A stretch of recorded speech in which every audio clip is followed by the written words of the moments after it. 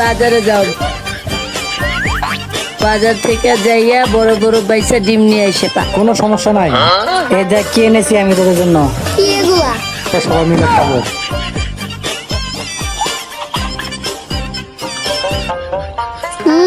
সেই মজা। তোর বউকে কি বলবি? দেখ কি করি।